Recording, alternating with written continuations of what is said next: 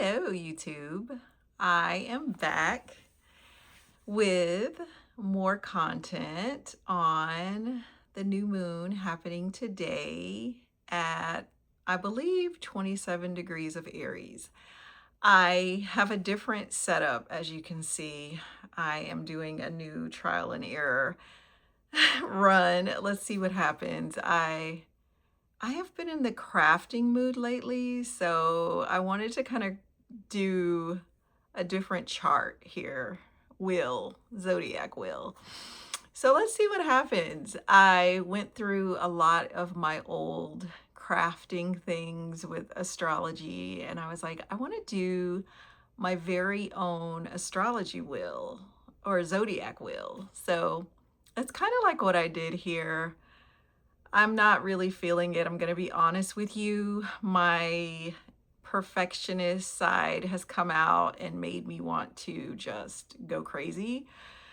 But in light of this Aries new moon and starting something new, I could not resist the gut feeling to just go with it and just do it, just pick something and stand on it and just go for it, right?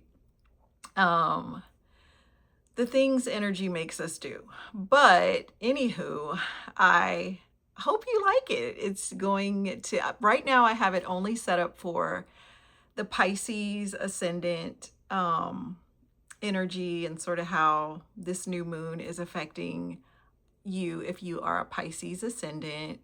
I think I mentioned on a video before this one, might have been the video before this one, that I'm only doing Pisces Ascendant in terms of a rising on how I think the energy is affecting that particular rising sign. I hope you can't hear anyhow, I have on a speaker, but it probably will come through. My air conditioner is going and coming. But anyhow, yeah, so I don't know if I'm quite ready to do all of the rising signs as of yet. If you have a rising sign that you would like for me to sort of talk about, please leave a comment below and I would love to, yeah, maybe chat about it or look into the energies that this new moon may pose for you if you are, say, an Aries rising, or your rising sign and you are a Taurus rising, or what have you. I know rising signs are, if you are in the astrology world, more than likely what rising sign you are. But if you're not and you would like help on how you could find that out, leave me a comment below and I would love to help you figure that out. But we're just going to move right on along with what I have to say about this Aries new moon. Like I said, I don't have the traditional chart, so I'm just going to try to go off of what I remember seeing when I looked at the traditional chart before I came on. And I do think it was at 27 degrees of Aries, this new moon happening. As you can see, I'm going to try to point to it. The yellow pom-pom is representing the sun. The white pom-pom is representing the moon, and the planets are sort of as such and labeled. So there is a cluster of planets, yes, in Aries right now. And I think that is just amazing. I wrote down some notes, so I will be looking down and reading sort of what I wrote. Sort of what I am theming this video is time to get back to you. It's a Aries, it's spring season, it is Aries season. We're actually kind of wrapping up Aries season now, but it is the beginning of the astrological new year. And yes, this new moon really sets it into motion. A new moon obviously is when the sun and the moon comes together, and it is at a seeding point, right? It's at a new beginning. new ideas. I think particularly for Aries, more new actions being taken, I would think.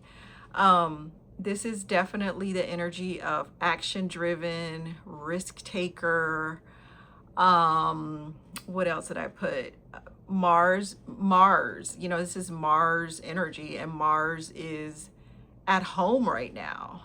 The sun is exalted in Aries. Mars is at home in Aries. Mars loves being in a fire sign, where it can just really burn with that passionate expression that it wants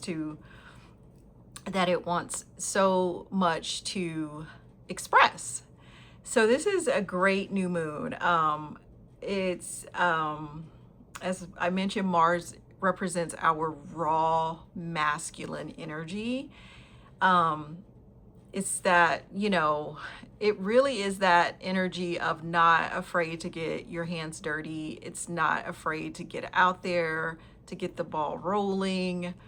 Um, Aries is like that first sign in the zodiac represented by Mars.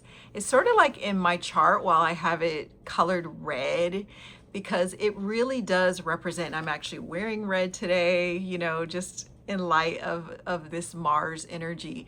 It really does represent that energy of just, putting yourself out there and expression and self-expression. And what else did I write? Being courageous, being brave, being fearless. Mars can stand for so many great things, and is responsible for some great things happening in our lives. I think without Mars energy, I would venture to say, things just wouldn't get done. It's really the Marsian like people who aren't afraid to really go after something and to be the leaders, to be the pioneers, to really be forward moving and forward action.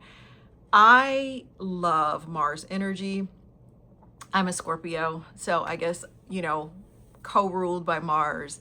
I really understand the Mars sort of way of just being an action taker and not being afraid to just be authentic, just be real, just put yourself out there. And I think that I am so in favor of this new moon. I think for most of the collective, it is a time really to get back to ourselves, to really you know not be afraid to get our hands dirty, not be afraid to want victory in our lives. Of course, we still have fate and destiny nodes in that first, well, I guess for Pisces Ascendant, that first and seventh house axes, depending on where it is in your chart. We still have the North Node in Pisces and the South Node in Virgo. So it's more, Pisces is sort of that energy again of just hope and belief, and I think combined with Mars, it's like, belief in the actions that I'm taking and the direction that I'm taking and the hope that I can make whatever it is that I am putting into action possible. So, um, so Mars wants victory, right? Mars wants victory. Moon is there with the sun. So again, it is this seeding point of just let's go, right? Let's go. Let's create something that is going to be a starting point that can grow and grow and grow. We have Saturn in Aries with Neptune. We have Mercury in Aries. And again, I already mentioned we have Mars there. So, this cluster of energy really wants victory. It really wants success in the area of our chart that is represented with this energy, okay? Um, Aries is the energy of the first house, okay? New beginnings, right?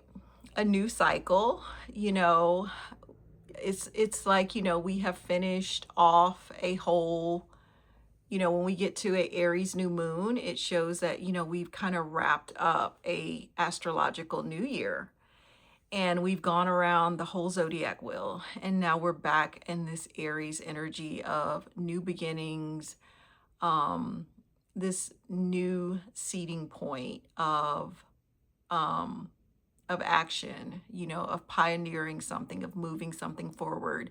I think it's really, I don't know, I think it's really amazing how this time around we have Saturn and Neptune with this Aries new moon. We didn't have this last year. And this hasn't happened.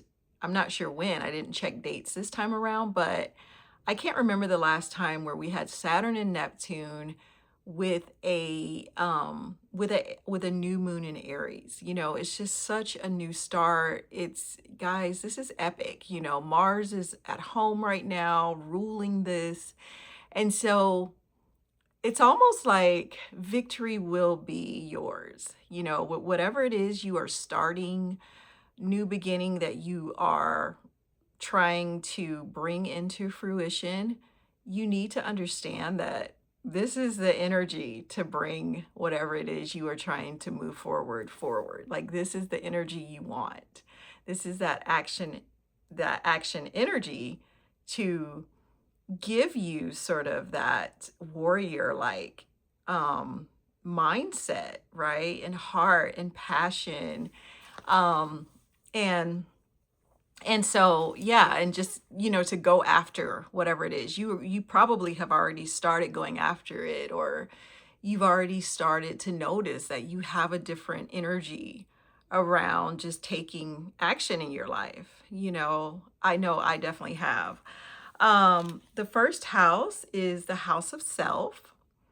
Um, oh, this is okay. So I wrote down, what do I love about this new moon? Okay. For me in particular, it's talking about Aries. Okay. Aries is the first house, which is the house of self. Okay. Aries is the self. It's the first sign in the zodiac. It's starting with you. It all starts with you, right?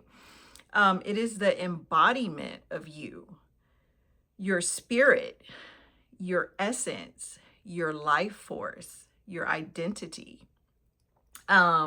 I even looked it up. The first house is like a Dharma house, and for some religions or traditions, the Dharma can mean the right way of living for like the Hindu tradition, cosmic law and order for the Buddhist tradition, and the path of righteousness for Sikhism. But just to give you a bit about what this first house Aries energy feel is like, learning about the knowledge of self, how we express. Mars is expression, right?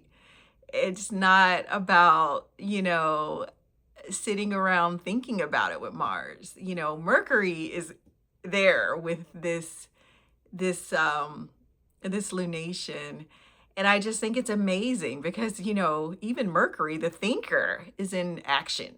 Mercury wants to act. Saturn wants to act, and Saturn doesn't do so well in Aries, but I definitely think soon, which I'll be back on here later this week to talk about what my thoughts on the Mars and Saturn conjunction that we have coming up.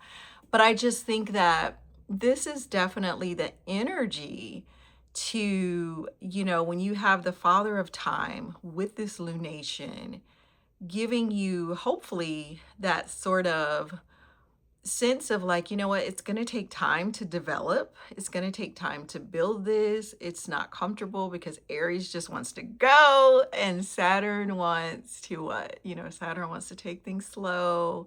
Saturn is more of a slower moving planet. It's foundational. It's definitely a lot slower than Mars. So, yeah, like, it's definitely a time where I think having both of them on the same page, though, as it will come into a full conjunction on, I believe it's the 19th. Yeah, in a couple days, having Mars and Saturn come together. I think it's going to be, this energy of, let's do this. Let's do this. I'm with you, Saturn. Mars being with Saturn. Can you imagine like the two malefics in astrology together? It should be a wild time, no doubt.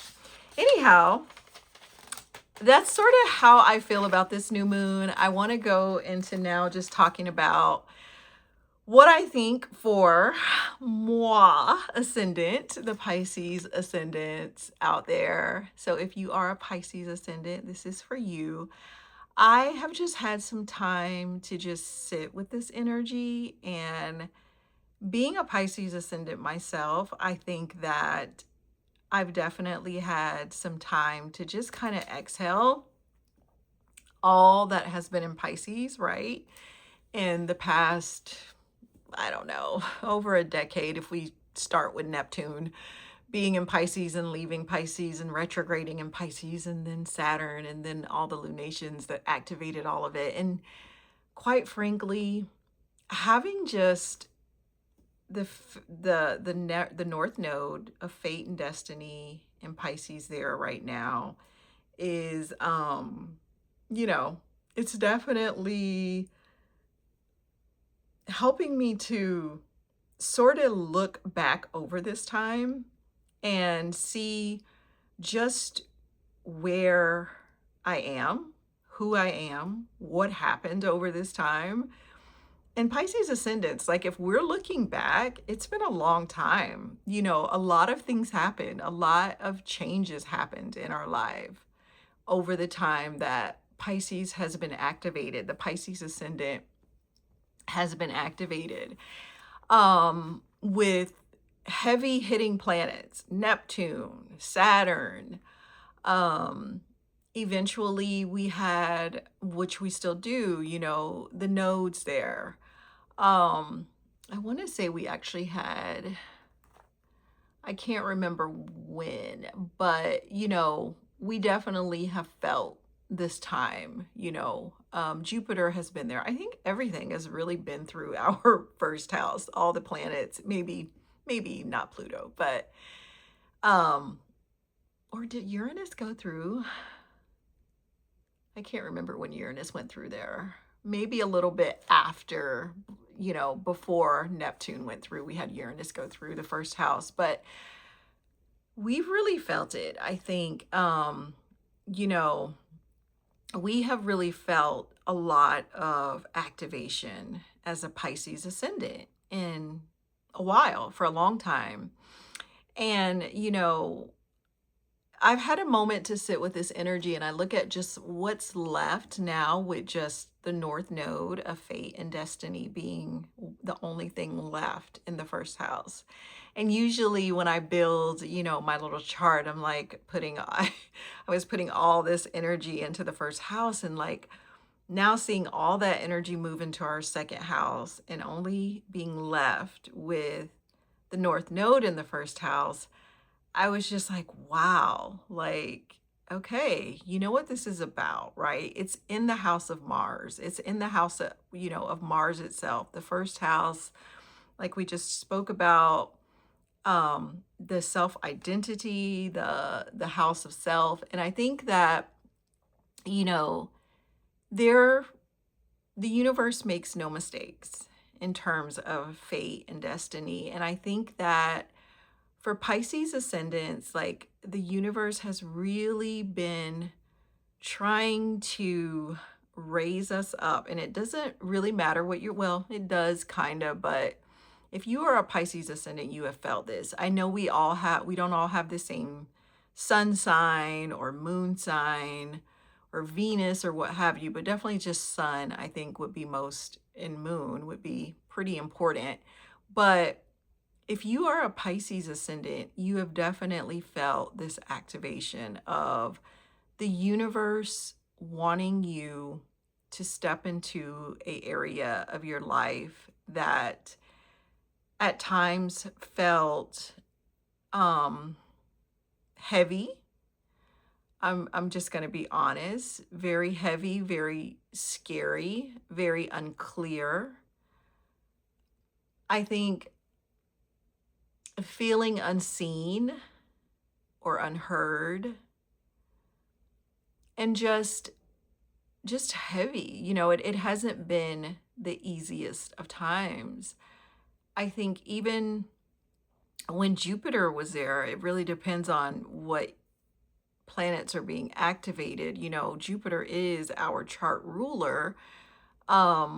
There were things, that I know for me when Jupiter went through the first house,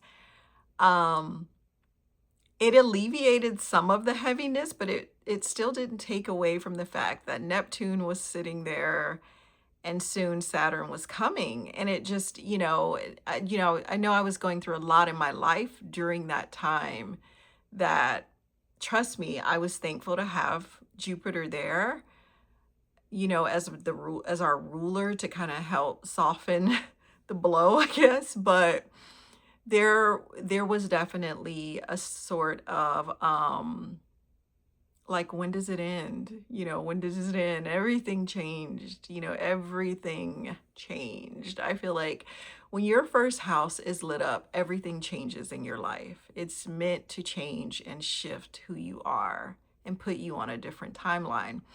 So Pisces ascendants, if you feel like you're on a different timeline right now, if you feel like I am no longer who I was, let's just be real. Okay, let's just call it for what it is. People can say what is it?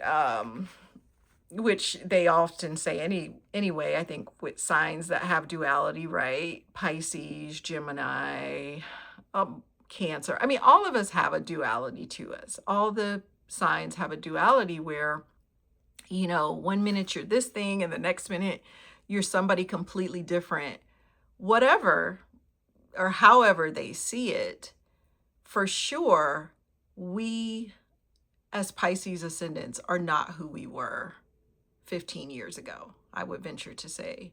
If we looked back over our life, if we have been alive that long, and specifically, I'm talking to my people maybe 24 to like 60. We have come through a lot. We have gone through a lot, and we have really felt this energy and this activation in this first house. And so some of the things a question I had was, what was something you learned about yourself or still learning with all that has been activated in Pisces over all these years? What is something that you've learned about yourself? The reason why I think this is an important question, and when I was sitting with this energy, I thought for myself, Saturn in Aries is saying to us now, you're ready to implement it.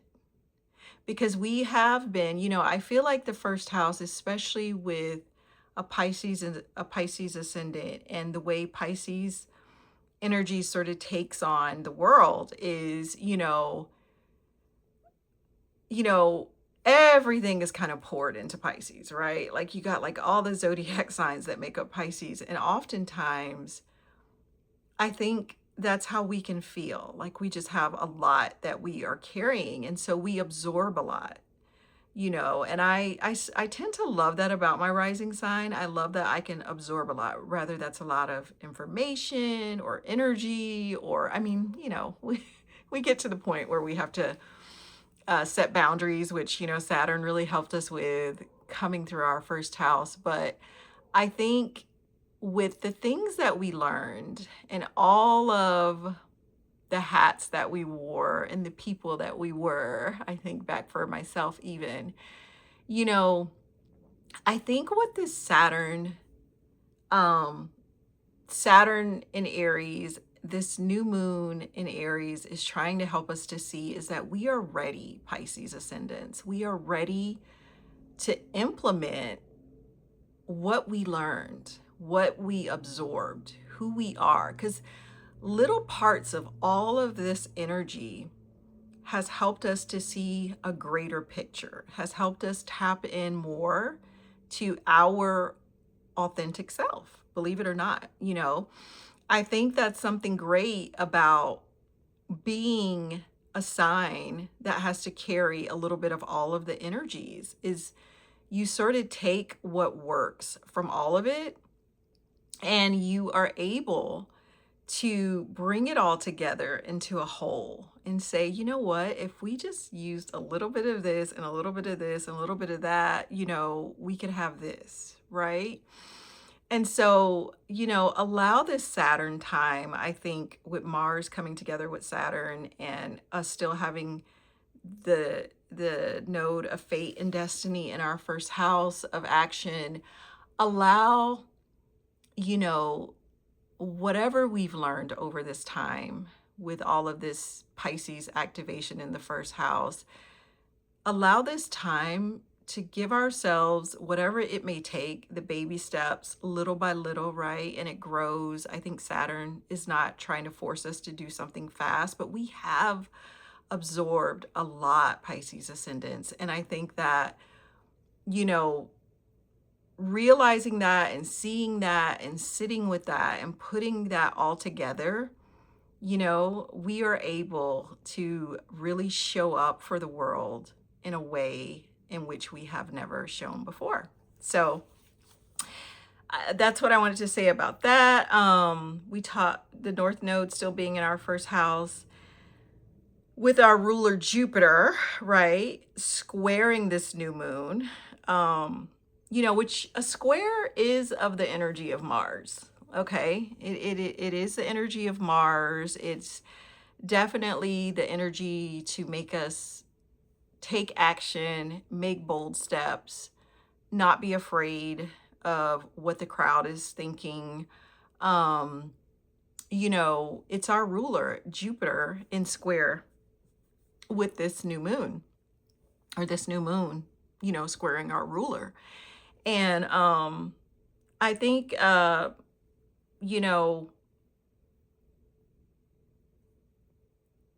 it sort of, well, I'll tell you what I wrote down. It should give us the drive combined with our hopes, values, beliefs, and how we uniquely nurture something to fruition. I know for myself, it definitely has given me that drive. It's helped me to kind of see like, this is how I nurture something into fruition. This is how I authentically make something mine, and it may look a little bit different from what everybody else is doing, and that's okay. That's totally fine. I don't want it to look like what everybody else is doing. But I think that is a part of what the nodal axis still being in our first house is here to teach us. With this new moon squaring Jupiter, I think it's, taking that thing that we nurture. I mean, after all, our fifth house is Cancer. It wants that creativity and that self-expression to come together in a way of something that we have crafted, something that we have nurtured into fruition in order to hand off to the world, to offer to the world and to humanity. And I think we're ready for that. I think we have had a lot of activation in our first house, like we spoke about already, that has pushed us to that point. So And with a domicile ruled Mars sextiling Pluto, the planet that is said in modern astrology to be a higher octave of Mars. Okay, so that's another, aspect in with this new moon, is Pluto, the power giant, right? In modern astrology, Pluto is considered the higher octave of Mars. So it's like, the higher world, or the higher, physical expression meeting like the lower sort of gut physical expression, right? Instinctual, sort of the instinctual meeting maybe like the strategic, moves when it comes to expression, and these guys are in a sextile with each other during this lunation. um So, I thought about that and I was just like, wow, like that's major. That's big, to have Pluto and Mars having this connection with one another. And sort of being on the same page, if you will. A sextile in astrology is a easier energy. It isn't an energy you want to, that's gonna be like, oh, well, I don't have to do anything, but it is an energy that whatever you do, whatever little bit you do with a sextile, it's of the nature of Venus, it's supported, and so definitely I wrote, there's life that is easy flowing, but a powerful transformation. So, there's something seeding underneath it all.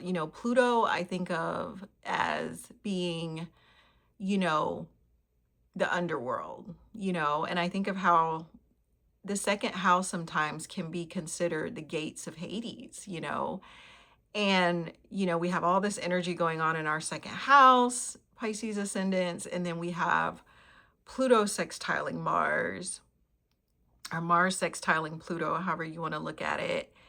And we have like, the underworld activated here, but in a good way, in a really good way. I think in a way where we really want to take this energy and, do something with it. I think that what's taking root has been growing for a while.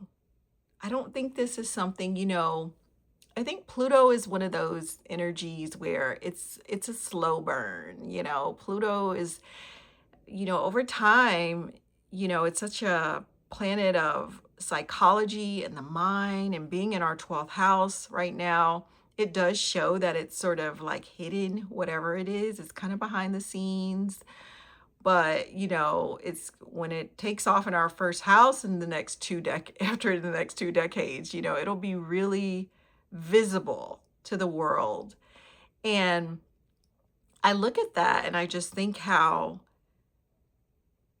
the 12th house, well, that's our house, Pisces. That's Pisces house. We love being in the depths, that's where we find our our most effective energy being displayed. We want to be in the depths. We want to see the underworkings of things and why things are the way they are. And, we are such a service bound energy, where we do want to, we want to help. We have the deeper empathy a lot of times and care for humanity because we see it, we get it. What a lot of others may miss, we don't. And so I don't know.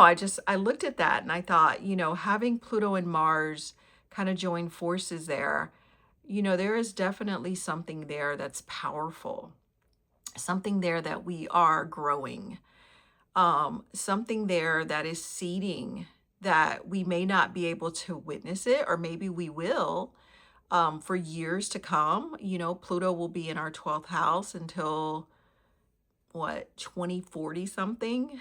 So it's going to be a long time, but I think that um I don't know if you can hear the sirens through my microphone, but um I've been hearing that a lot lately.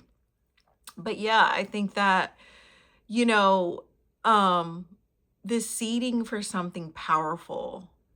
I think something powerful for humanity is at work in Pisces ascendants, you know, right now. Um, and um, we really get to be that, the truth, you know, sort of the authentic, not necessarily the pushovers for humanity. As you know, I think sometimes people look at empathy or the martyrdom of, you know, the age of Pisces, you know, and now we're in the age of Aquarius. But you know, we really get to be, sort of the way I look at it, as this authentic catalyst of true change for the world. So I just wanted to put that out there because I think that, you know, staying focused on the bigger picture of your life, you know, and seeing that you are so much more than what it has looked like maybe over the past 15 years, you know, or all of this activation on that Pisces Virgo axes, you know, that you are a lot and you have a lot to offer, you have a lot to give, and it's going to be even more so something bigger to offer. So, you know, just remember this new moon in Aries conjunct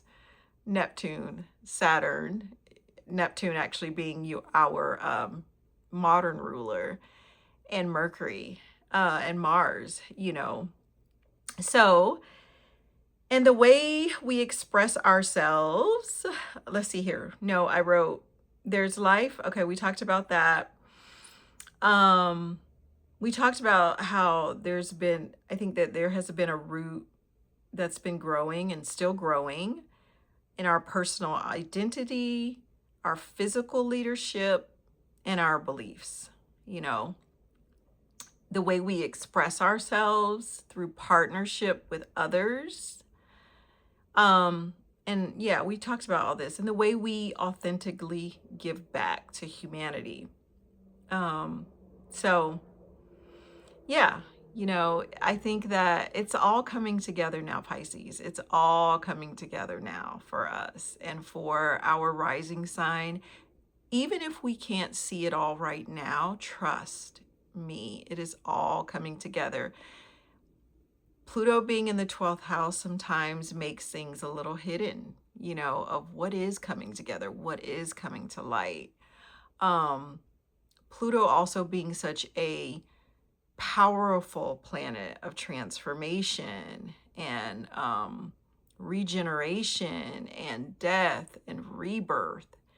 You know, I think that yeah, you know, I think that we have definitely felt that and still feeling maybe even the pulls of that, you know, but don't give up hope and don't give up just perseverance through it, because I think that with it bears a wonderful surprise, you know, and I think it'll be a surprise that we will be proud of, you know, something that we can authentically give to humanity that is from us, that's from our core, it's from our depths, you know, the depths of our love, the depths of our hard work, and the actions taken. And so, yeah, so I'm excited. I hope you are, Pisces Ascendants. If you're not, get there. Like I said, I will be back. I'm going to do another video here in the next few days, and I want to talk a little bit about what I think about this Mars and Saturn conjunction that's going to be happening, a new seeding point for Mars and Saturn. Also, I wanted to share with you my little kind of like how I track. I don't know if you can see this. I'm kind of holding it up in my other camera here. But I wanted to talk to you about how I sort of track seeding points for manifestation purposes. So obviously, you know, I kind of do this based off of and this is like laminated, so you know, you could just write on there little things where this lunation happened for you. Like for Pisces Ascendants, it's going to be in our second house. And you know, new seeding point. What did you notice coming about within the first 7 days? Or maybe something that you went into deep introspection on, or something that had already manifested and that was budding in your life, and so forth. Um, and so, yeah, you know, like I like to do this. And then, of course, you know, maybe I'll come back halfway or the first quarter square, and we can talk a little bit about the changes that happened, the manifestations that came, and um, what happened, you know, with this new birth, you know, this new seed, or not birth, but more like this new beginning. So, or of ideas and hopes and all the good stuff. Anyways, I've taken up a lot of time. I just wanted to pop on here and say happy new moon in Aries. And I look forward to our next time together. So leave a comment below if you have any questions, or if you need to contact me, or what are some new manifestations you're trying to bring into action this new moon. And I will see you when I see you. Bye.